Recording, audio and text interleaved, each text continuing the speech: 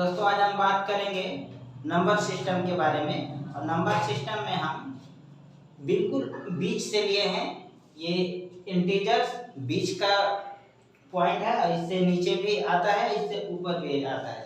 तो हम बीच से शुरू करेंगे, बीच से पहले नीचे आएंगे, उसके बाद हम ऊपर का बताएंगे, उसके बाद हम आपको क्रॉस क्वेश्चन भी लिखवाते चलेंगे साथ में साथ। तो सबसे पहले बात करते हैं कि इंटीजर्स क्या होते हैं। तो इंटीजर्स ये होते हैं कि जो हमारे नंबर लाइन पे जो अंक होते हैं उन्हें हम इंटीजर्स कहते हैं। जैसे ये हमारा नंबर लाइन है, यहाँ 0 हो गया, 1 2 3 4 5 ऐसे करके प्लस अनंत तक जाता है। जस्ट 0 के लेफ्ट साइड से अब हम स्टार्ट करेंगे। यहाँ -1 -2 -3 -4 ऐसे करके हमारा माइनस अनंत तक जाता है। ये सभी संख्याओं को सम्मिलित रूप से हम इंटीजर्स कहते हैं। तो हम संख्याओं का वर्गीकरण करेंगे समपूर्णांक और विषम पूर्णांक के आधार पे। तो हम करेंगे समपूर्णांक और विषम पूर्णांक। समपूर्णांक का फॉर्मेट होता है 2n n कह लीजिए, k कर कुछ भी कह लीजिए, बस 2n के फॉर्म में रहता है। अगर विषम पूर्णांक की बात करें तो विषम पूर्णांक में होगा 2n प्लस माइनस 1, जहां n एक पूर्णांक है,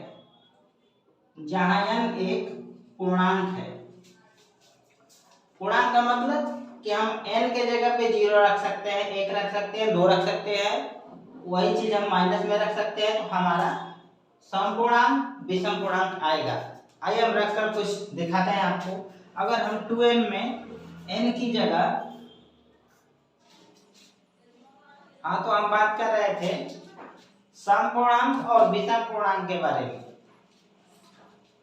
तो समपूर्णांक का फॉर्मेट था 2n और विषम पूर्णांक का फॉर्मेट था 2n प्लस माइनस 1। हम यहाँ रखते हैं 2, n का अगर हम मान 0 रखते हैं तो ये हमारा हो जाएगा 0। अगर हम यहाँ n का मान 1 रखते हैं तो हमारा 2 एकम 2 हो जाएगा। n का मान हम प्लस 2 रखते हैं तो 2 गुना के 4 हो जाएगा। उसी तरह हमारा 6 ऐसे करते हुए प्लस अनंत तक जाएगा। उसी तरह हम अब माइनस को रखेंगे, तो जो ही हम 2 गुणे -1 करेंगे तो हमारे पास आएगा -2, 2 गुणे -2 बराबर -4, उसी तरह -6 ऐसे करके अनंत तक चला जाएगा। तो ये है सम पूर्णांक। इसमें नेगेटिव भी रहेगा, पॉजिटिव भी रहेगा, इसमें 0 भी रहेगा। अब देखते हैं इसमें आता है क्या है। तो 2n प्लस 1 प्लस माइनस 1, अगर हम 0 रखते हैं तो 2 में 0 का गुणा करेंगे 0 और 1 जोड़ते हैं तो 1, अगर 1 रखते हैं तो 2 एकम 2, 2 1 3, यानी ये चलता जाएगा 1 3 5 7 ऐसे करके प्लस अनंत तक जाएगा। अगर हम यह माइनस रखते हैं तो 2 गुणा -1, 2 गुणे -1 और -1, क्योंकि हम प्लस रखे थे तो उधर गए थे, माइनस रहेंगे तो इधर आएंगे। -2 और -1, ये कितना आया -3।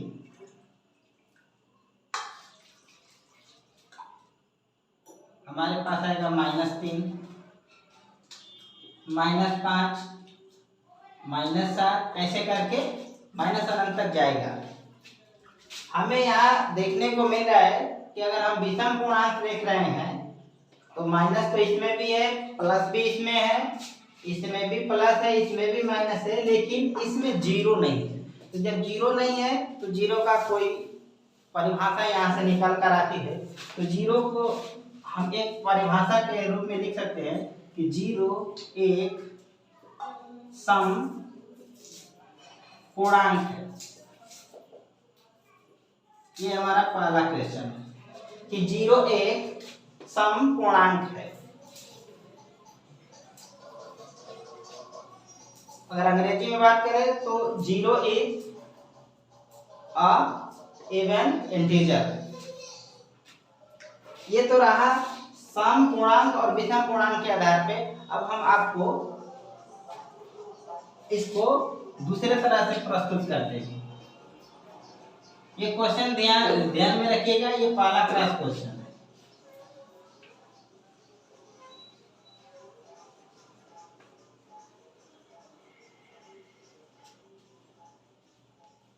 अब देखिए हम इसमें से संख्याओं को निकालते हैं।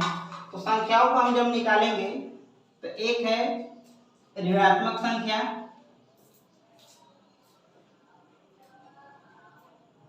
ऋणात्मक संख्याएं, बीच में है शून्य और इधर है धनात्मक। है तो सब पूर्णांक है, ये शून्य पूर्णांक है, ये धनात्मक पूर्णांक है, ये ऋणात्मक पूर्णांक है, लेकिन हम इसमें से संख्याओं को निकाल रहे हैं, इसलिए हम संख्याएं लिखेंगे, धनात्मक संख्याएं। तो धनात्मक संख्याओं का निर्माण कैसे होगा? तो जो जो एक से लेकर अनंत तक क्या है, शून्य अकेला है और ऋणात्मक संख्या है। इसमें से हम आपको निकाल कर दिखा रहे हैं।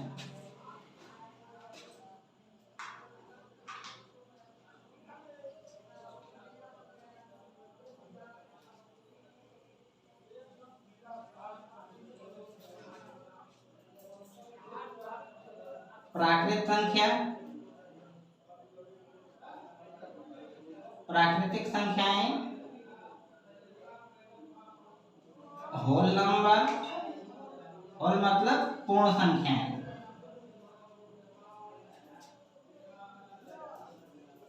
अब देखिए प्राकृतिक संख्याओं का परिभाषा है कि वे संख्याएं जो एक से स्टार्ट होती हैं, वे संख्याएं जो एक से स्टार्ट होकर प्लस अनंत तक जाती है, वे प्राकृतिक संख्याएं कहलाती हैं। होल नंबर के बारे में बात करते हैं तो अगर हम प्राकृतिक संख्याओं में अगर जीरो को लगा लेते हैं तो ये हमारा हो जाएगा होल नंबर। तो प्राकृतिक संख्याओं में जीरो को अगर हम शामिल कर लें तो होल नंबर हो जाएगा। यानी होल नंबर को कह सकते हैं वह जो जीरो से स्टार्ट होती है, 0 1 2 3 4 प्लस अनंत। और यहाँ से बनने वाले क्रॉस क्वेश्चन को हम अभी से लिखना स्टार्ट करते हैं। तो इसमें सबसे पहला क्वेश्चन आएगा, क्वेश्चन नंबर 1 कि सबसे छोटी प्राकृतिक संख्याएं क्या होगी। तो सबसे छोटी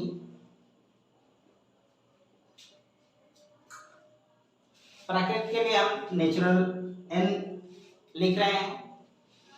सबसे छोटी प्राकृतिक संख्या 1 होगी। अगर आपसे कोई पूछे कि सबसे बड़ी नेचुरल संख्या बताइए तो आप कहेंगे वो तो पता ही नहीं है, आप जितना गिनते जाएंगे उतना ही बड़ा होता जाएगा, यानी उसकी कोई सीमा नहीं है, इसीलिए वो यहाँ लिखा है अनंत। तो पहला क्वेश्चन है कि सबसे छोटी प्राकृतिक संख्या क्या है। दूसरा, सबसे छोटी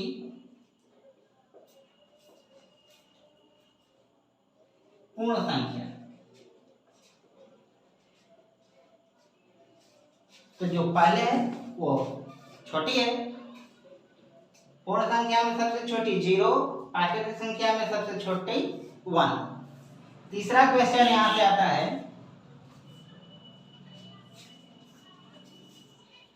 कि सभी प्राकृतिक संख्याएं पूर्ण संख्याएं होती हैं। वो इस तरह पूछता है क्या सभी प्राकृतिक संख्याएं पूर्ण संख्याएं होती है या नहीं। तो आप यहाँ से देख लीजिए, अगर हम यहाँ से ऐसे देखें कि ये क्या है, ये नेचुरल नंबर है, तो क्या हम यहाँ ऐसे नेचुरल नंबर कह सकते हैं? अगर कह सकते हैं नेचुरल नंबर, तो हम ये भी कह सकते हैं कि ये जो नेचुरल नंबर है जो एक से स्टार्ट हो रहा है वो किसके परिभाषा में है, किसके उदाहरण में है, तो होल नंबर के है। तो जब होल नंबर में कोई नंबर आ गया तो हम उसको सारा का सारा होल नंबर के रूप में कह सकते हैं। तो हम तीसरे क्वेश्चन को ये कह सकते हैं कि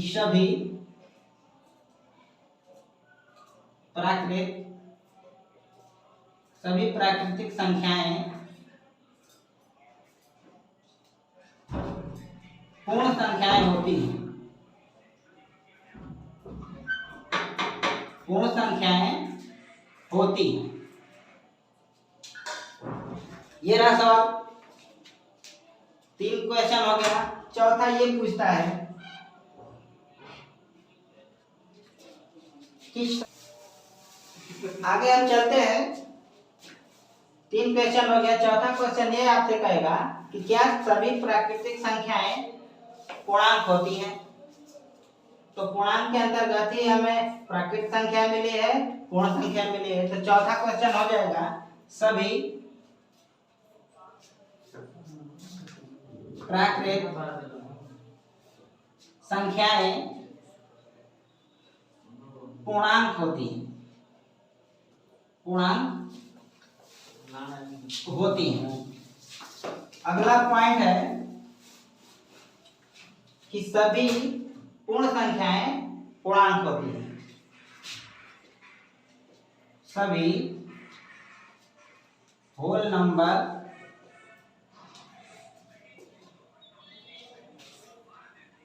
पूर्णांक होते हैं।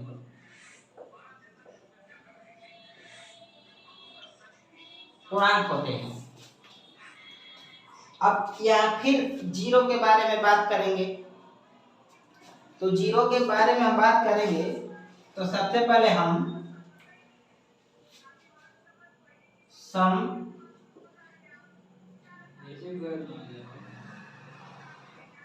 विषम संख्या के बारे में बात करेंगे। ये 5 क्वेश्चन हो गया, हम इसको मिटा रहे हैं।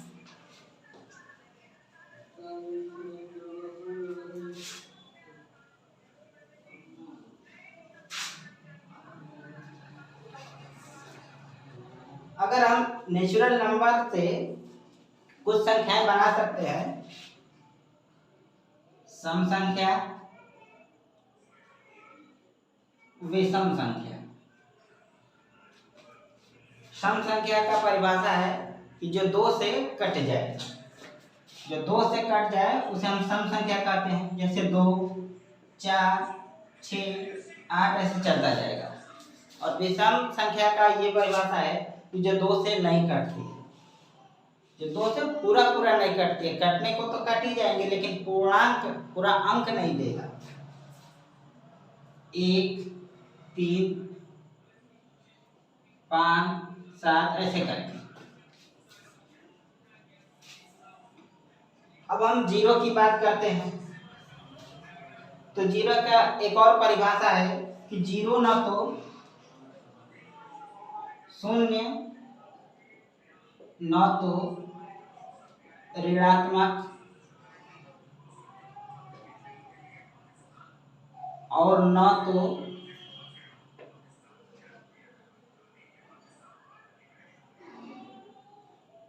धनात्मक होता है।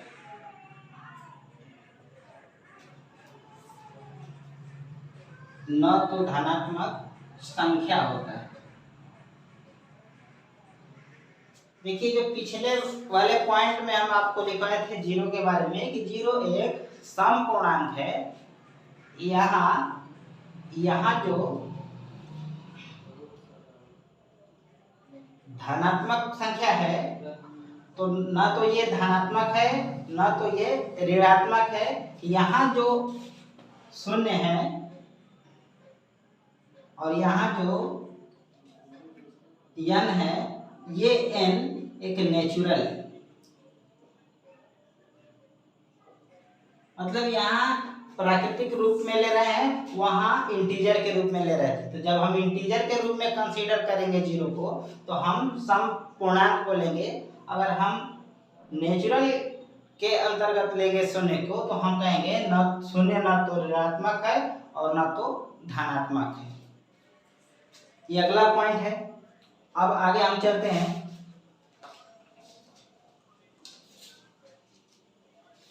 इस सारे के सारे क्वेश्चन बनते हैं, टेट हो, सी टेट हो, सुपर टेट हो, इनमें जरूर बनता है।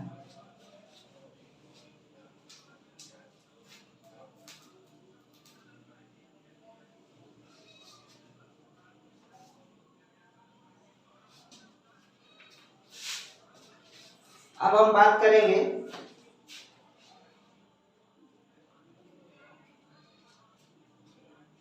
भाज्य अभाज्य संख्याओं के बारे में। आपको कंफ्यूजन यहाँ हो रही होगी कि भाज्य और सम संख्या में क्या डिफरेंस है। तो सम संख्या का परिभाषा ये था कि जो दो से कट जाए, दो से कट जाए। लेकिन भाज्य और अभाज्य में इसका डेफिनेशन अलग है। हम यहाँ इसको फैक्टर के आधार पे हम बात करेंगे।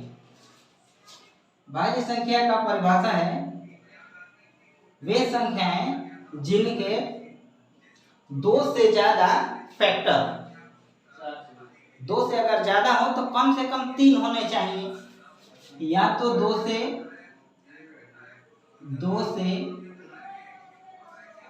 ज्यादा हो, या हम कह सकते हैं कम से कम 3, कम से कम 3 गुणनखंड हो।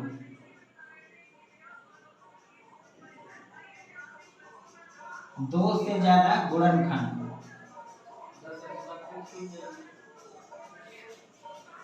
जिससे हम बात करते हैं, और ये सारे के सारे नेचुरल नंबर से ही निकाल के आएंगे। आइए हम इन सभी को एक एक करके समझने की कोशिश करते हैं। तो सबसे पहले हम फैक्टर के आधार पर देखते हैं कि 2 से ज्यादा गुणनखंड होने चाहिए या कम से कम 3 गुणनखंड होने चाहिए। तो हम 1 का गुणनखंड करते हैं। अगर हम 1 का गुणनखंड करते हैं तो हमारे पास 1 1, ये बार बार 1 ही आएगा, इसका तो 1 ही होगा। अगर हम 2 की बात करें तो 2 का गुणनखंड क्या है? गुणनखंड का मतलब ये होता है कि वे संख्याएं जो उसको पूरी विभाजित कर दें। तो 2 का हम गुणनखंड करते हैं तो 2 किससे कट जाएगा? एक तो 1 से कट जाएगा। 1 से तो सारी की सारी संख्याएं कट जाएंगी। 1 से 2 कटेगा और 1 स्वयं 2 से कटेगा। ये देखिए 2 से ज्यादा तो अभी नहीं हुआ है। उसी तरह हम 3 की बात करते हैं। अगर 3 की बात करते हैं तो इसका भी गुणनखंड देखते हैं। 1 से कटेगा और 1 स्वयं 3 से कटेगा।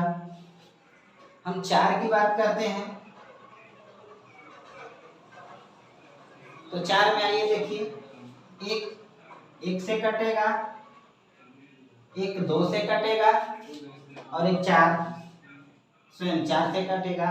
तो ये देखिए 2 से ज्यादा गुणनखंड यहाँ कंडीशन पूरा कर रहा है, और दूसरी या तो कम से कम 3 गुणनखंड हो। तो ये देखिए 1 2 3। तो हमारे पास आया कि सबसे सबसे छोटा भाज्य संख्या। तो सबसे छोटी या सबसे पहला कह लीजिए तो कितना आया? 4 आया। उसी तरह हम 6 की बात करते हैं तो 6 भी क्या हो जाएगा? 1 से कट जाएगा, 2 से कट जाएगा, 3 से कट जाएगा और स्वयं 6 से कट जाएगा। तो हमें तो फैक्टर से मतलब है। अगर फैक्टर 2 से ज्यादा है यानी कम से कम 3 है तो हम भाज्य संख्याओं में उसको कंसीडर कर सकते हैं। तो 4 हुआ, 6 हुआ, ऐसे करके फैक्टर के आधार पे किया जाएगा। रह गई बात दूसरी, प्राइम अभाज्य संख्या। तो अभाज्य संख्या का हमें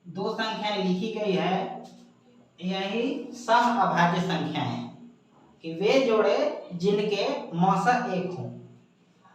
वो सम भी हो सकती है, वो विषम भी हो सकती है, वह प्राइम नंबर भी हो सकती है, दोनों के दोनों प्राइम भी हो सकती है। यहाँ देखिए दोनों प्राइम है, यहाँ भी दोनों प्राइम है, लेकिन यहाँ दोनों प्राइम नहीं है। एक आप कह लीजिए भाज्य है और एक क्या है, ये प्राइम भी है विषम भी है, और कुछ भी हो सकता है। बस आपको ये याद रखना है कि वे दो संख्याएं जिनका मसा अगर एक हो तो आपस में सहाभाज्य संख्याएं कहलाएंगी। इस संख्या का यूज हमें मसा में ही देखने को मिलता है और उससे बढ़ता है, सवाल बनता है। आगे हम बात करते हैं अभाज्य जोड़े की।